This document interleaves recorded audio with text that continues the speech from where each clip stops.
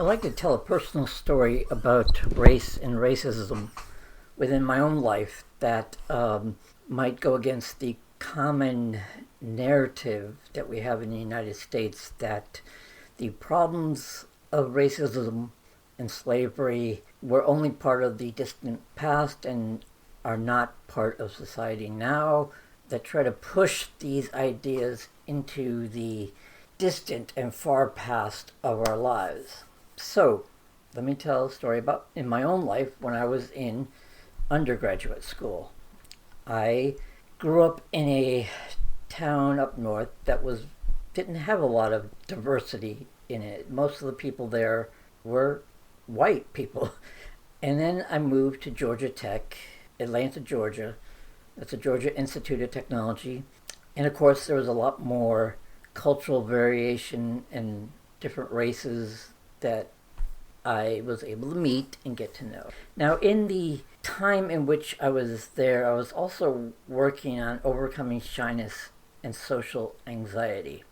And by the time my senior year came around, I wanted to get to a point where I could ask a girl out and to try to accomplish that feat, because growing up in my life and even to this day, it's assumed that the male will do the approaching and make the first move or try to initiate things in a relationship. And so if I wanted to go out with a girl, I would have to learn to get past my own shyness and my own fear of rejection. So it just happened that by my senior year, I was noticing this very attractive black girl who was working at the post office where I was working on campus. And just to make some extra money before you graduate and you have your degree and you can work in a skilled job using your education. And I noticed this girl who was rather reserved. She had these John Lennon or pilot type glasses. They were dark and round, and that made her a little bit mysterious. She was quiet, and so it seemed that she was shy.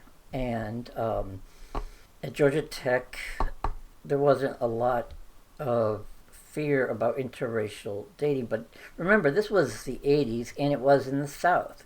At the same time, I had a friend who was a female and who was dating a black man.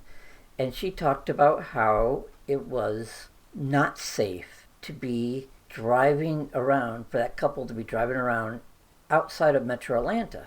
So apparently the idea was there that there's a Klan presence, there might be a lot of problems from people outside Metro Atlanta with interracial relationships. And that is a well-founded idea.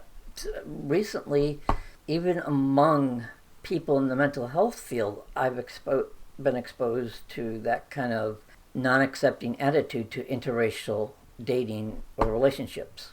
But so this is back in the 80s. So the idea of the Klan and Klan marches and people walking around in hoods was still happening. I mean, you could still hear about that on TV and in other places. So how do I interpret this reality? When I see white people who are embodying racism and hatred, and a status quo that doesn't approve of what my desire is, they represent the threat to me, not what other white people are fearing or what we're seeing so much these days in the news, where there is a sense of threat from African Americans and by the white culture. And it's undeniable. I mean, we've seen this, and people who are people of color, especially blacks, are well aware of that, and they've talked to me about it, and I've accepted their point of view as I would accept and want to understand the point of view of any other client who's presenting with distress or fear or anything of that nature. So I understand this reality not only from, but based on actual experience listening to people talk. So throughout my life, the idea of racism and its embodiment in things like the Klan and other ideas where there's those who want to fight for racial equality and fight against racism and even embrace the Black Lives Matter movement that emerged years later, you see a lot of backlash from people who latch onto ideas about rioting and vandalism and things like that to give justification to this. But from my point of view, my own personal lived experience, I was going out with a black girl, going out on a date, and realizing that that might not be safe. And I had to think about, what are these people thinking? Why do they think this way? And as someone who works in the mental health field, I try to imagine what other people are thinking, even if I don't approve of what they're thinking. I want to understand the thinking and the mindset of others. So I've become aware of it and try to get my mind wrapped around it. I am aware of and have been exposed to the thinking of racist white people, including members of my own extended family and neighbors and others. Now, I am aware of that idea of white privilege and discrimination and prejudice and bias and racism.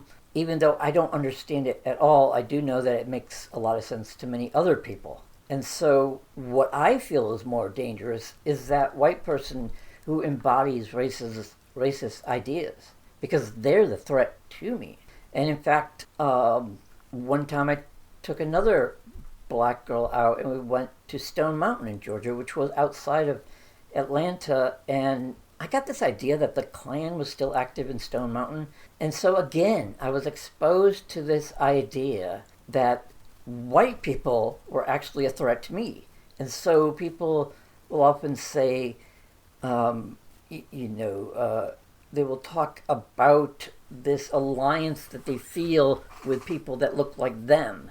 And also maybe there are some black people who are wondering what a white person that they haven't met is thinking. Well, I can tell you what I'm thinking is that I'm more afraid of racist white people who are wanting to manage the status quo, maintain the status quo.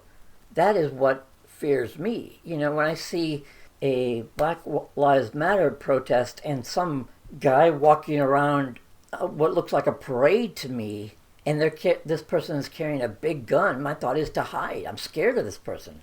Now, I know that some others might say, well, he's defending against violence, looting, and maybe someone else had a gun there, and that he was acting in self-defense, this Kyle Rittenhouse, and people came at him. But just the idea of a white person going to what looks like a parade, carrying a big gun, and the narrative around that was he didn't even live there. He was from a different area. And so, again, that just reinforces the idea that if you indeed have that idea of resisting a movement to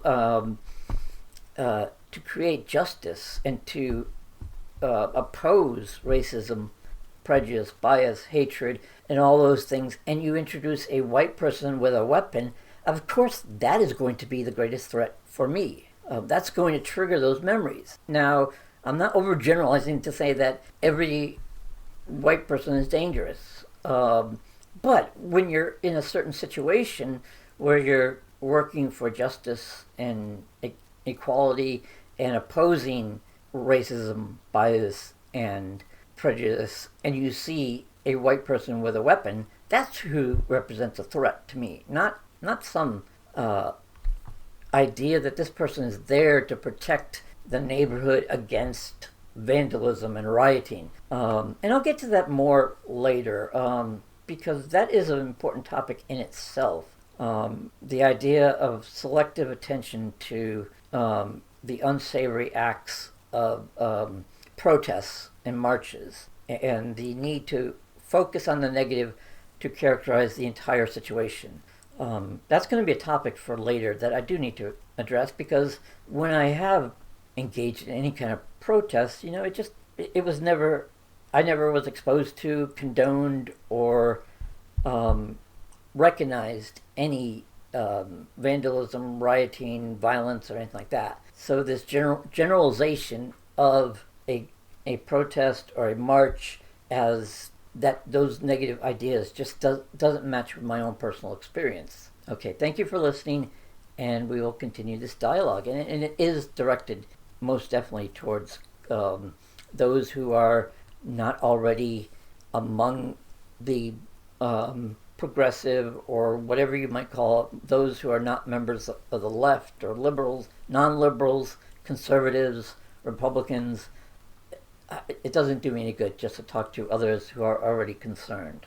I just wanted to share my own point of view and my own personal experiences. Thank you.